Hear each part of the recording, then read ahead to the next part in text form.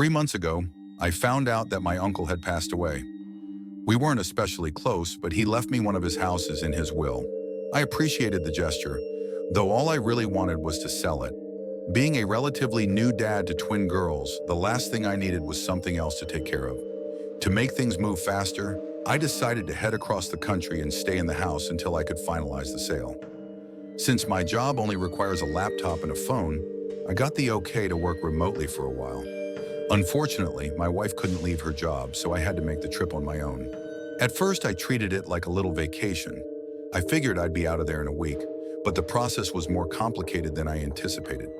I had a realtor handling most of it, but here I am, a month later, still hanging around. I started noticing things going awry almost immediately. Items weren't where I'd last put them.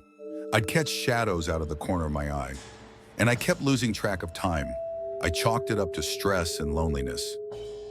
The house was the quietest place I'd ever been, aside from the few times the realtor dropped by with potential buyers. Just before I thought I might lose my mind, the neighbor came over with a dog. She was an older lady who explained that she'd been looking after the dog while my uncle was in the hospital. Now that I was here, she figured I should take care of Buster, a golden retriever. I wondered if the neighbor might have been a bit forgetful, since she seemed to think my uncle had passed just the week before. Either way, I instantly fell for Buster, and having him around was just what I needed. I even thought he'd make a great gift for my girls.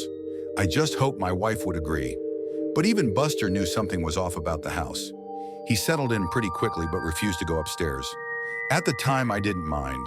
I thought it'd make it easier to keep an eye on him. Then Buster vanished. One moment, he was right behind me as I was grabbing a treat for him from the jar. I looked away for just a second to put the jar back, and when I turned around, he was gone. I tore through the house, calling his name. The kitchen opened up to the living room, and beyond that were the master bedroom and study. The other side of the kitchen led to a dining room connected to the entrance hall, which also fed into the living room and the stairs to the second floor. After heading upstairs, I had a choice. I could go right or left along a balcony that overlooked the living room on one side and the entrance on the other. If I went left, I'd find a guest room and a game room right away. Going right took me down a hall to 2 more guest rooms and a bathroom at the very end. I searched every room but had to come to terms with the fact that somehow Buster had made it outside, even though there was no doggy door and all the doors and windows were securely closed and locked. I spent another hour combing through the neighborhood before giving up. I was just thinking about making flyers when I opened the front door and heard Buster scrambling towards me from the kitchen. Naturally, I was thrilled, but I couldn't figure out how I could have missed him. That night, I let Buster sleep in the bed with me. Looking back, it wasn't the best idea, but at the time it made me feel better. Work started picking up, and soon, all the weirdness around the house faded from my mind. Clients were calling me non-stop, but we were getting a lot done, and I secured several large contracts in a row. I was working around the clock, confident I'd be up for a promotion when I got back to the home office. There were times I'd be so deep into a phone call or a spreadsheet that I'd look up and suddenly realize it was nighttime. I was so engrossed in work that I started tuning out Buster's whining for food or to go outside. I tried setting alarms to keep track of time, but with so many important clients, I couldn't afford to slow down.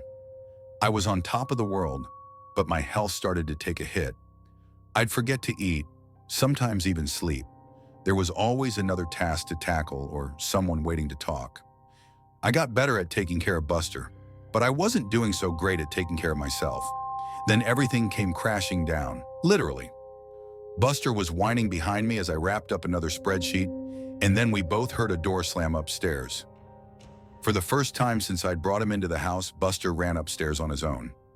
I almost called the cops, but with the phone in my hand, I started to feel ridiculous. I even began doubting that I'd heard anything at all. And if there was an intruder, wouldn't Buster be making more noise? So I gathered up all the courage I could muster and crept upstairs, wielding a frying pan as my weapon. It was dark upstairs, but enough moonlight was streaming in from the downstairs windows for me to see Buster standing in front of the bathroom. When I last searched for the lost dog, I had intentionally closed every door, but now this one was wide open. I flicked the hallway light switch, but nothing happened. With no better plan, I raised the frying pan and slowly approached the bathroom. There wasn't a window in there, so the room was pitch black inside. I was scared out of my mind.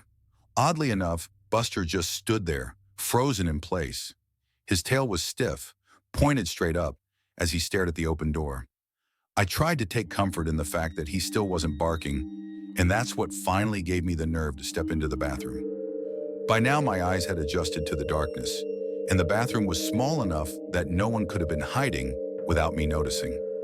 I started to relax, until I took a step forward and felt something sticky underfoot.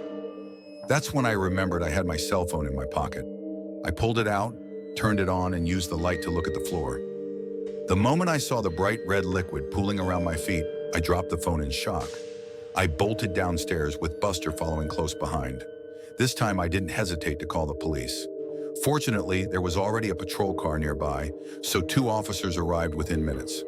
Their powerful flashlights sliced through the darkness, and they quickly discovered that nothing was wrong with the upstairs lights. However, they did notice an issue with my pipes. They called down to say that the puddle was just rusty water.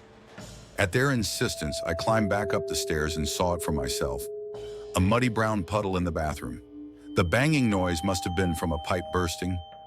Both cops had a good laugh at my expense, but were otherwise sympathetic.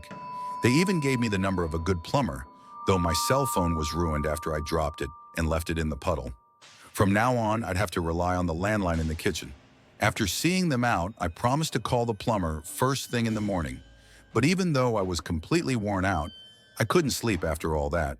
So I stayed up to draft some important documents for work.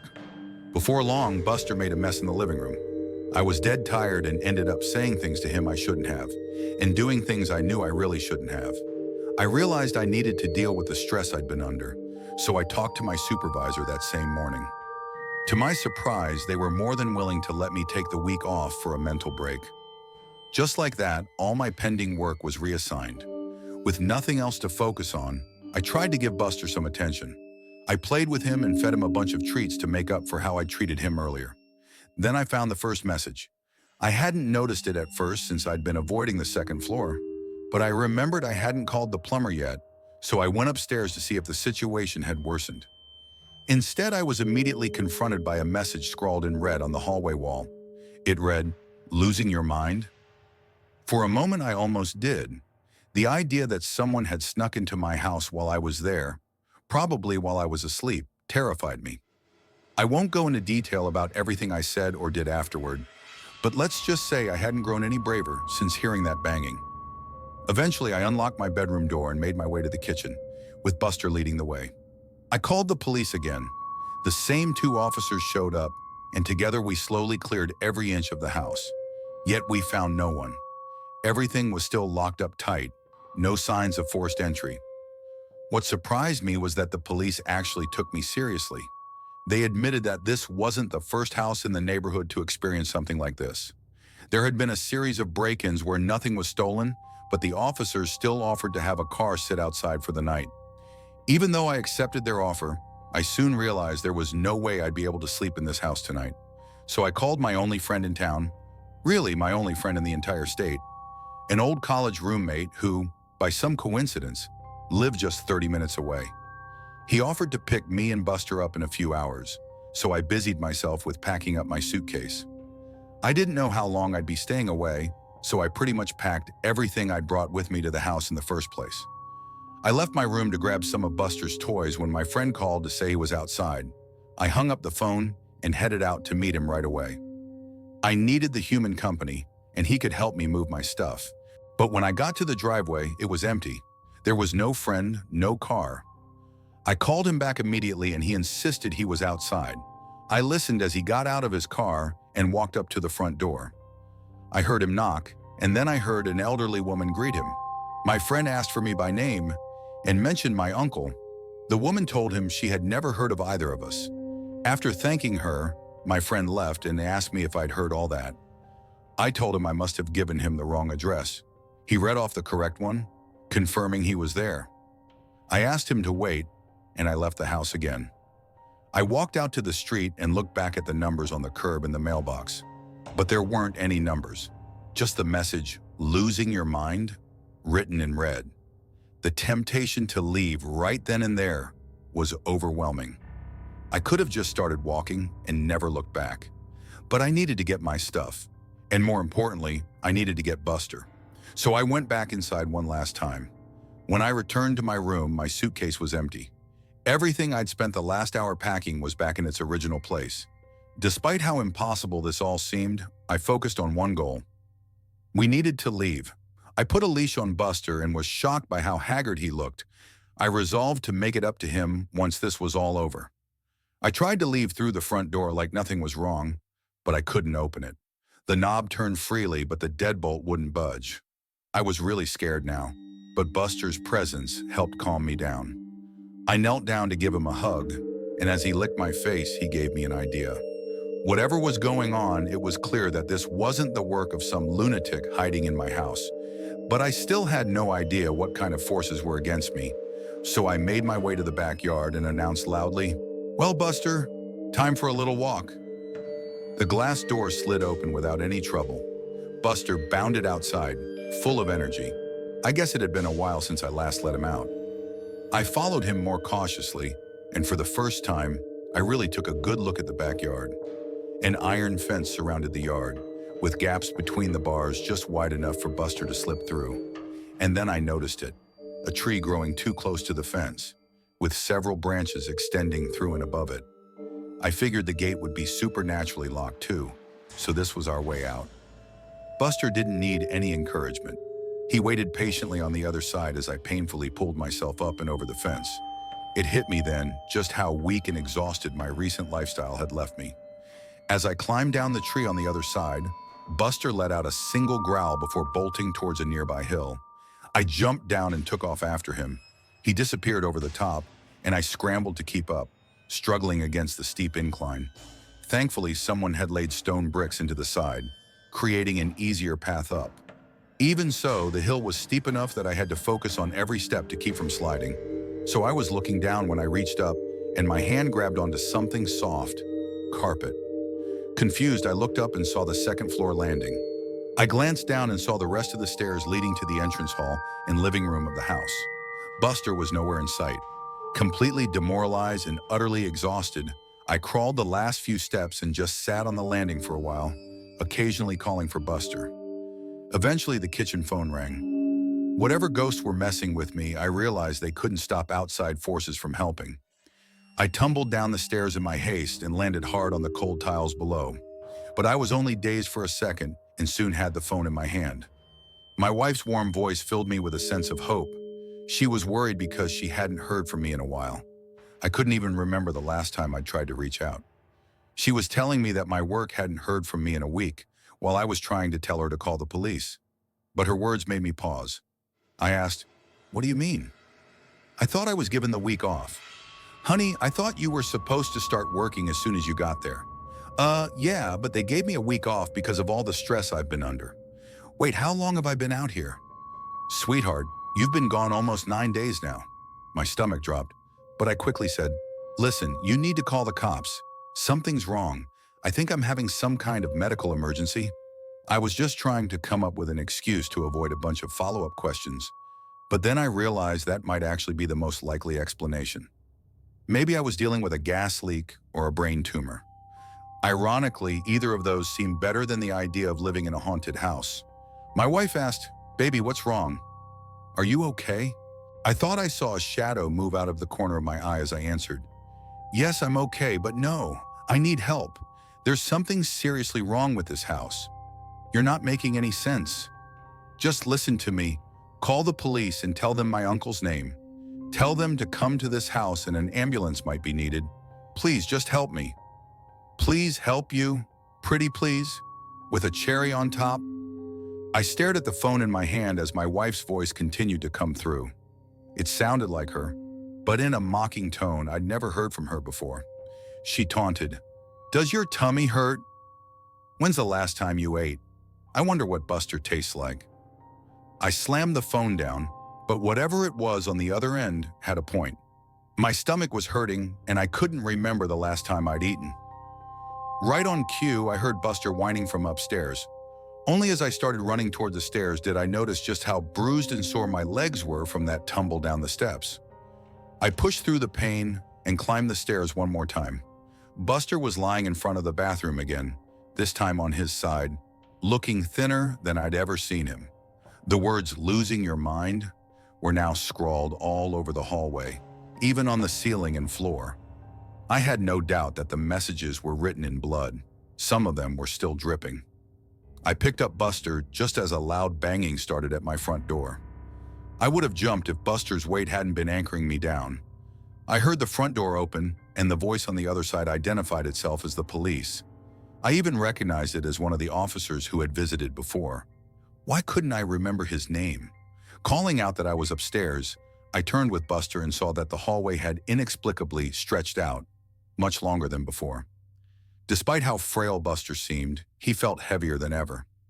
I knew this had to be some sort of trick to prevent me from reaching the officer.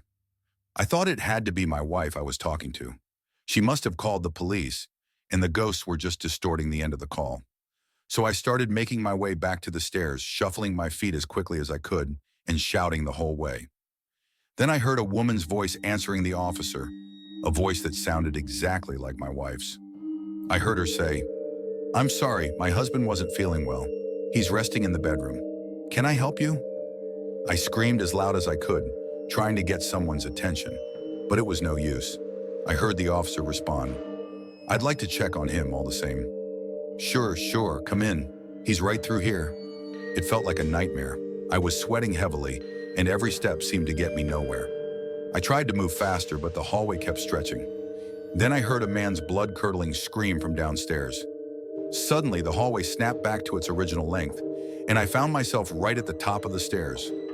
My momentum carried me forward, and I fell down the stairs, landing hard on top of Buster.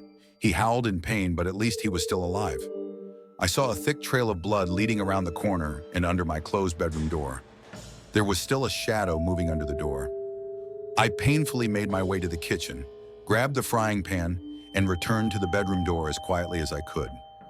I watched the moving shadows with anxiety. Whatever was waiting there had killed someone. That meant it could kill me too. But if it could cause physical harm, surely it could be harmed physically as well. I raised the frying pan and began to slowly turn the handle. Before I made much progress, the door suddenly swung open on its own, and something turned sharply towards me. I swung the frying pan down, only to find a police officer standing before me with a frozen smile on his face. We both looked down at the knife buried in his chest. My hand was still gripping the handle. He collapsed to the side, and I fell backward, sitting heavily on the now clean floor. I was sure I had picked up the frying pan. I could remember its weight, but I also recalled going to the kitchen and pulling out the knife. I seriously questioned my sanity. I looked down and found the knife back in my hands. I dropped it immediately and crawled over to check on Buster. He wasn't moving. I placed my head on his side and was heartbroken to feel he was still warm, but not breathing. I didn't know what to do, so I did nothing. I remained still for a long time, feeling numb, but eventually made my way to the couch in the living room. I waited there until nightfall and then slept on the couch. When I woke up, I continued to wait. I wasn't sure what I was waiting for, but nothing terrible happened while I waited. I wasn't in a hurry to change that, but Buster and the officers' bodies were still there. I needed to do something. My stomach rumbled, reminding me that staying put wasn't solving anything. I started by finding a shovel in an outdoor closet attached to the backyard porch. Digging the hole was exhausting, so I decided to bury Buster first. I planned to deal with the officer later after I found something to eat. I carried Buster outside. His fur was still warm, making it hard to believe he was gone. But there was no life in his big brown eyes. I gently placed him in the hole and began covering him up. Later, I wandered into the kitchen and raided the pantry. The house was eerily quiet except for my movements. Whenever I stopped, the silence was complete. I wondered if the ghosts had aimed to turn me into a murderer. Now that their goals seemed to be achieved, maybe they'd leave me alone for a while. Just in time, because I was starving and couldn't afford more distractions. I opened a box of cereal and brought a handful to my lips when I hesitated.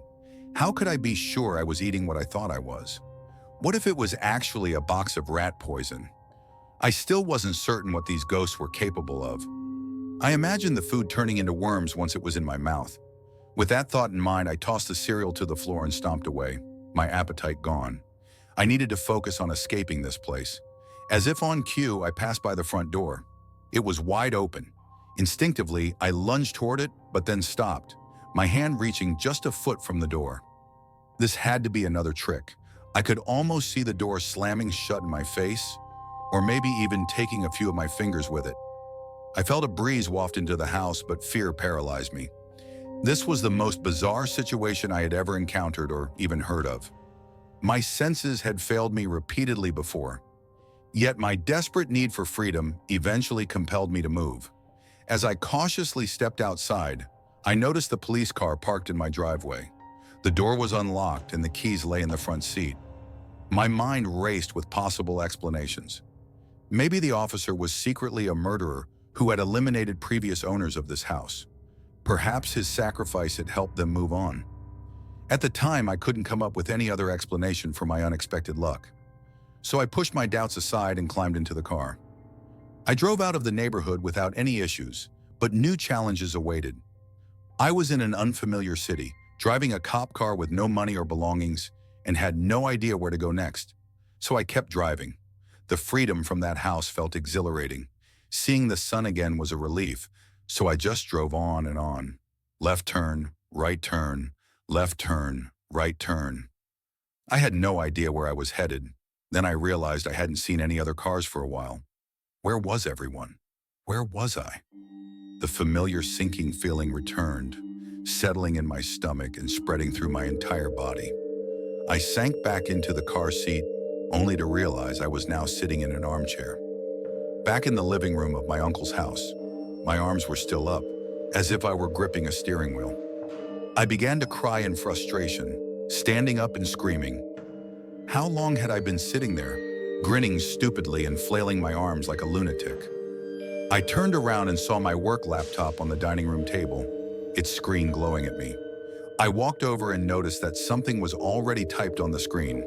It read, "Lost your mind? Good, now you won't mind losing the rest." Suddenly my fist felt heavy. I looked to find a kitchen knife in my hand. I dropped it immediately. I erased the message and started typing a plea for help. I focused on the keys, ignoring the screen. But no matter how hard I tried, the message that appeared was different. "I'm sorry, I've disappointed you all. For the last time, goodbye." I could have screamed again, but something had changed. I wasn't in the dining room anymore. I was now in the study. I continued typing and typing, my own words appearing on the screen. I've sent out emails asking for help, posted on the local police department's Facebook page, and just kept writing, no matter what. This is my latest attempt to cling to sanity. Whenever I try to take a break, I find myself in a new room with new horrors closing in on me. When I opened the study door, I was met with a hellish landscape and nearly stepped onto lava. I wasn't sure if it was an illusion, but the thought of seeing my feet burning was too much. I quickly shut the door and went back to writing. I'm not even sure if this is all because of ghosts.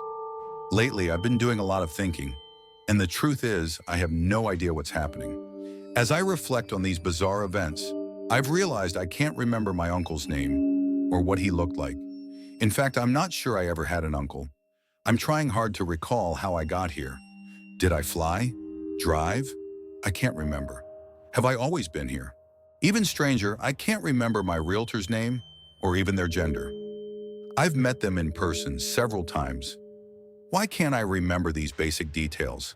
I can't even remember my daughter's or my wife's names. Am I even a father? Am I even a person? I must be, because here I am, writing in this small study. But now that I think about it, I can't remember who my parents are, what they look like, or anything about my childhood. All I remember now is this house and the nightmares, both waking and otherwise, that I've experienced here. I feel a lot like I did back in the cop car. I found a way forward but have no idea what to do next. This is no way to live, and I'm growing more and more exhausted. I'm so hungry. It's becoming harder to focus. I keep hearing voices and they're getting louder. I know if I stop writing, I won't last long, but I'm running out of things to say. My hands are tired. I'm tired. So tired.dabcdejijklmnopqrstuvxyz. The quick brown fox jumped over the lazy dogs. I need to keep writing, but I don't know what to say anymore. What's my name? I don't know. I'll die if I stop writing. I'll die if I stop working. A BCERGHIKLMNOQPRSTUVWYXANDZ. The quick brown fox jumped over the lazy dogs. Dogs, Buster. I miss Buster. I wish I could pet him one last time. But was he ever real? Is anything? I'm so tired, so hungry. I need to focus. The quick brown fox jumped over the lazy goodbye. The quick brown, I'm sorry, jumped over pointed you lazy dogs goodbye. I'm quick, I've jumped, disap the all. Last time lazy dogs, I'm sorry. Jumped over disappointed you lazy. For the lazy dogs, goodbye. I'm sorry, I've disappointed you all. For the last time, goodbye. Final entry. I don't know how much longer I can go on. The house has twisted my mind beyond recognition. Every day blurs into the next. The words on the screen are becoming harder to decipher. I'm lost in a maze of confusion and dread, where reality and illusion have become indistinguishable. The voices have grown louder, more insistent. They whisper in my ears, telling me that I'm not alone, that there's something else in this house with me. I can't tell if it's my mind playing tricks or if there's something truly sinister lurking in the shadows. I don't even know if I am alone anymore. I've lost track of time. I don't know if it's day or night. The only thing that's constant is the hunger and the fear. I keep hearing Buster's name, and it haunts me, a reminder of the one thing I cherished and lost. I've tried everything to escape. I've opened every door, every window, but no matter how far I go, I always end up back here. The walls seem to close in on me, the house twisting and turning, trapping me in its nightmarish grip. I want to believe there's hope, that someone will come and find me, but deep down, I fear that I'm too far gone. The line between reality and madness has blurred. I've become a shadow of who I once was, trapped in this house of horrors with no way out. So this is my final goodbye. If someone ever finds this, know that I tried. I tried to escape, to find help, to make sense of it all. But in the end, the house won. I am but a lost soul, wandering through the remnants of my own sanity. Goodbye.